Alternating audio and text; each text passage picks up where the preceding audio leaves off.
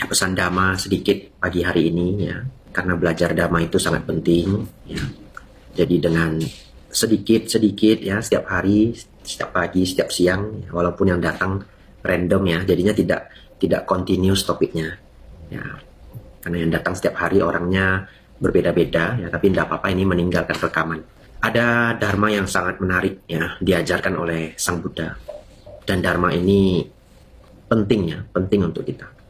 Sang Buddha mengatakan, ketika seseorang meninggal, apakah seseorang itu akan terlahir di alam surga, alam bahagia, atau alam menderita?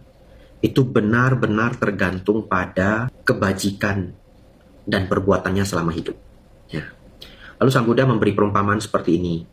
Andaikan seseorang mengambil minyak dan juga batu, kemudian kita lemparkan ke sungai, otomatis minyak akan terapung. Kemudian kita ajak orang satu kota, berkumpul bersama-sama untuk memaki, mencela minyak tersebut. Dengan sumpah serapah seburuk apapun, minyak itu tidak akan pernah tenggelam. Seperti halnya batu, kita lemparkan ke sungai, batu itu akan tenggelam. Kita ajak orang satu desa, satu kota, memuji batu tersebut, memberi pujian, memberi harapan, memberi wish yang terbaik. Batu itu tidak akan pernah terapung. Ya, bahkan batu apung sekalipun akhirnya akan tenggelam setelah menjadi basah.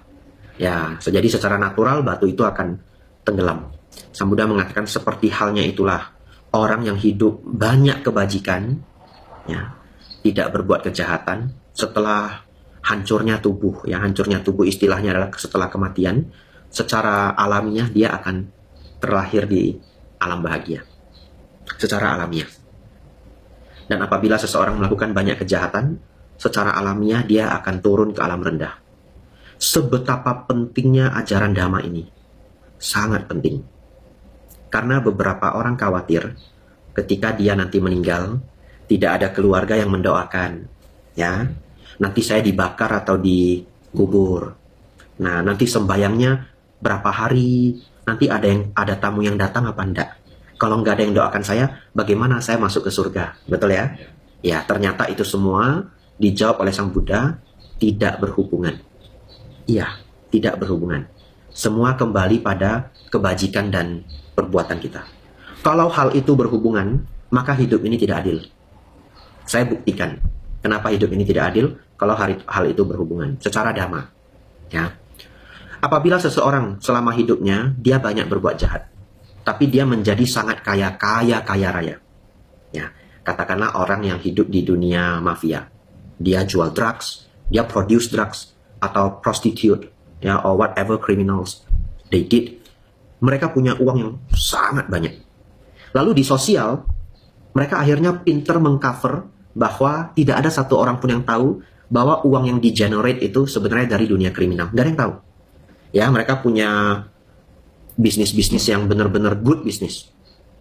Setelah meninggal, karena kontribusi yang besar ke tempat-tempat ibadah, ke kegiatan-kegiatan sosial, akhirnya ketika orang ini mati, dia disembayangi oleh semua orang. Papan bunga 5 km. Begitu ya? Terus karena doa-doa itu mengabaikan semua kejahatannya. Adil? Tidak bisa. Tidak bisa. Batu tetaplah tenggelam. Ya, dipuji seperti apapun, batu tetap tenggelam. Ya. Nah, mendengar Dharma ini, semoga kita menjadi bijaksana untuk senang berbuat kebaikan dan jauhi kejahatan.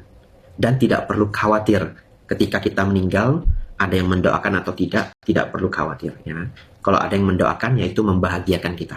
Tapi tidak berhubungan dengan kemana kita akan terlahir. Ada satu pertanyaan lagi tidak saya jawab hari ini. Tapi bagaimana Bante, kalau seseorang sudah melakukan banyak keburukan di masa-masa lampau. Lampau itu bisa 10 tahun yang lalu, 20 tahun yang lalu. Ada perumpamaannya, tapi waktu kita tidak banyak ya. Jadi saya hanya menjawab, Sang Buddha mengatakan di saat ini banyak berbuat kebajikan. Ya, banyak berbuat kebajikan. Sehingga dampak karma buruk itu nanti akan tidak terlalu berat. Karena saat ini banyak kebajikan-kebajikan yang membantu. Ya.